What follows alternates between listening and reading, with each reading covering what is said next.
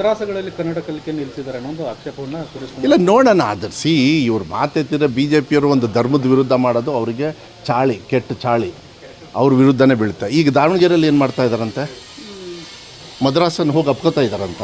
ನಾಚಿಕೆ ಆಗಲ್ಲ ಇವರಿಗೆ, ಬಿ ಜೆ ಪಿಯವ್ರಿಗೆ ನಾಚಿಕೆ ಆಗಲ್ಲ? ನಮ್ಮ ದೇಶದೊಳಗೆ ಎಲ್ಲ ಜಾತಿ ಧರ್ಮದವರು ಕೂಡ ಇರಬೇಕು ಅಂಥೇಳಿ ಬಾಬಾ ಸಾಹೇಬ್ ಅಂಬೇಡ್ಕರ್ ಅವ್ರು ಕೊಟ್ಟಿರೋದು. ಎಲ್ಲ ಭಾಷೆ ಓದ್ತಕ್ಕಂಥವ್ರು ಕೂಡ ಭಾಷೆಯನ್ನು ಯಾರ್ಯಾರು ಮಾತಾಡ್ತಾರೋ ಅವರೆಲ್ಲರೂ ಕೂಡ ಇರ್ತಕ್ಕಂಥದ್ದು. ಅವ್ರು ಇಲ್ಲಿ ಬರ್ತಾರೆ, ನಾವು ಅಲ್ಲಿ ಹೋಗ್ತೀವಿ. ಈಗ IAS ಆಫೀಸರ್ ಇದ್ದಾರಲ್ಲ, ಒರಿಸ್ಸಾ ಅಲ್ಲೆಲ್ಲ ಹೋದಾಗ ಒರಿಸ್ಸಾ ಕಲಿಬೇಕು. ಎಲ್ಲಿ ಕಲಿತಾರೆ? ಇಲ್ಲೇನು ಹೇಳ್ಕೊಟ್ಟಿದ್ದೀನಿ ನಾನು. ಅದಕ್ಕೆ ಒಂದು ಇದಿದೆ ಅವ್ರದ್ದು, ಎಲ್ಲಿ 2 ವರ್ಷ ಟ್ರೈನಿಂಗು 6 ಮಂತ್ಸು ಟ್ರೈನಿಂಗ್ ಇದೆ, ಅವರೆಲ್ಲ ಕಲಿತಾರೆ. ಎಷ್ಟು IAS ಆಫೀಸರ್ಸ್ ಕನ್ನಡ ಮಾತಾಡೋದು ಅದ್ಭುತವಾಗಿ, ಅವ್ರು ಸ್ವಲ್ಪ ಗೊತ್ತಾಗ್ಬಿಡುತ್ತೆ ಅವರು ಕನ್ನಡಿಗರಲ್ಲ ಅಂತ. ಆದರೂ ಕೂಡ ಕನ್ನಡವನ್ನು ನಮ್ಮ ಭಾಷೆನ ಕಲಿತಾರೆ. ನಮ್ಮವ್ರು ಹೋಗಿ ಬೇರೆ ಭಾಷೆ ಕಲಿತಾರೆ, ಅದು ನಮ್ಮ ಕರ್ತವ್ಯ. ಮದ್ರಾಸಗಳಲ್ಲಿ ಯಾಕೆ ಸರ್ ಕನ್ನಡ ಇಲ್ಲ ನೋಡೋಣ, ಅದನ್ನು ಏನು ಕಲಿತಾ ಇಲ್ಲ, ಕನ್ನಡ ಕಲಿಸ್ತೀವಿ ಅಂತ ಹೇಳಿದ್ದಾರೆ, ಅದನ್ನು ಮಾಡೋಣ ತಗೊಳ್ಳಿ, ಅದಕ್ಕೇನಂತೆ. ಬಟ್ ಒಂದು ಕರ್ನಾಟಕದಲ್ಲಿ ಎಲ್ಲ ಶಾಲೆಯಲ್ಲೂ ಕೂಡ ಕಡ್ಡಾಯವಾಗಿ ಕನ್ನಡ ಕಲಿಬೇಕು ಅನ್ನೋದು ನಮ್ಮ ಆಸೆ. ಆ ನಿಟ್ಟಿನ ಮೇಲೆ ಹಂತವಾಗಿ ನಾವು ಕೆಲಸನ, ಬಟ್ ಬೇರೆಯವ್ರನ್ನ ತೆಗಿಬೇಕು, ಬೇರೆ ಭಾಷೆನ ತೆಗಿಬೇಕಂತಲ್ಲ, ಎಲ್ಲ ಭಾಷೆ ಕಲಿತಕ್ಕಂಥವ್ರು ಕೂಡ ಇದ್ದಾರೆ.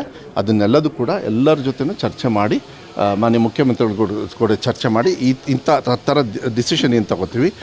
ನಾವೇನೇ ತೊಗೊಂಡ್ರೂ ಒಂದು ತಿಳ್ಕೊಳ್ಳಿ, ಮಕ್ಕಳ ಹಿತದೃಷ್ಟಿಯಿಂದ ಟೀಕಾ ಟಿಪ್ಪಣಿಗಳು ಅವ್ರು ಇದ್ದೇ ಇರ್ತಾರೆ. ಅವರು ವಿರೋಧ ಪಕ್ಷದವ್ರು ನಮ್ಮನ್ನೇನು ಕುತ್ಕೊಂಡು ಅಪ್ಕೊಳ್ಳೋಕ್ಕಾಗಲ್ಲ. ಅವ್ರು ಯಾವಾಗ ಬೇಕಾದ್ರೆ ಪ್ಲೇಟ್ ಚೇಂಜ್ ಮಾಡ್ತಾರೆ. ದಾವಣಗೆರೆಯಲ್ಲಿ ಹೋಗಿ ಈಗ ಮದ್ರಾಸದಲ್ಲೇ ಕೂತ್ಕೊಂಡಿರ್ತಾರೆ ಇವರು, ಬೇಕಾದ್ರೆ ಅಲ್ಲಿ ಹೋಗಿ ಜಪ ಮಾಡ್ತಾರೆ ಇವರು. ಅಂಥವ್ರು ಇವರು ಮತ ಬರುತ್ತೆ ಅಂದರೆ. ಇಲ್ಲ ಸರ್, ಕನ್ನಡ ಅನುದಾನಿತ ಶಾಲೆಗಳನ್ನು ಹೆಚ್ಚು ಮಾಡ್ತೇವೆ ಅಂತ ಹೇಳಿದ್ರಿ ಸರ್. ಹೌದಾ? ಇಲ್ಲ ಹಾಂ, ಕನ್ನಡ ಅನುದಾನಿತದ್ದು 2 ವರ್ಷನ್ ಇದೆ. ಒಂದು ಟೀಚರ್ಸ್ ಕೊಡೋದು, ಅದಕ್ಕೆ ಅದನ್ನು 2020ವರೆಗೂ ಮಾಡಿದ್ದೀವಿ. ಮಾನ್ಯ ಮುಖ್ಯಮಂತ್ರಿಗಳು ನಾನು ಮನವಿ ಮಾಡಿದ್ದೀನಿ, ಬಜೆಟ್ ಆದಮೇಲೆ ಕೂತ್ಕೊಂಡು ಪ್ರೈವೇಟಾಗಿ ಚರ್ಚೆ ಮಾಡೋಣ. ಯಾಕೆಂದರೆ ನೆಕ್ಸ್ಟ್ ಇಯರಿಂದ ಅದನ್ನು ಘೋಷಣೆ ಮಾಡಬೇಕು.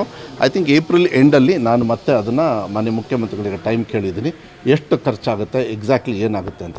ನಾವು ಆರ್ಥಿಕ ಹೊರೆನೇ ನೋಡಬೇಕಾಗುತ್ತೆ, ಒಂದೇ ಸತಿಗೆ ನಾವು ಮಾಡೋದಕ್ಕಾಗಲ್ಲ.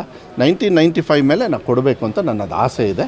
ಅದನ್ನು ಮಾಡ್ತಾರೆ ಅಂಥೇಳಿ ವಿಶ್ವಾಸ ಇದೆ. ನಾನು ಕೂಡ ಬಜೆಟಲ್ಲಿ ಕೊಡ್ಬೇಕಾದ್ರೆ ಕೊಡ್ತೀವಿ. ಬಟ್ CM ಅವ್ರು ಎಲ್ಲ ವಿಚಾರಗಳನ್ನ ನೋಡಬೇಕಲ್ಲ, ಕೇಳಿದ್ದೆಲ್ಲ ಕೊಟ್ಬಿಡೋದಲ್ಲ. ಈಗ 1995 ನಾನು ನಿಲ್ಲಿಸಿದ್ದ ನಾನಲ್ಲ, ಮುಂಚೆ ಆಗಿದ್ದು. ಈಗ 2015ರಿಂದ 2020ವರೆಗೂ ಕನ್ನಡ ಅನುದಾನಿತ ಶಾಲೆಗಳಿಗೆ ಟೀಚರ್ಸ್ ತೊಗೊಳ್ಳಿ ಯಾರು ಕೊಟ್ಟಿದ್ದಿದೆ? ಮಾನ್ಯ ಸಿದ್ದರಾಮಯ್ಯವರು ಅಭಿಮಾನಕ್ಕೆ ಕೊಡ್ತಾರೆ. ಇದೆಲ್ಲದೂ ಕೂಡ.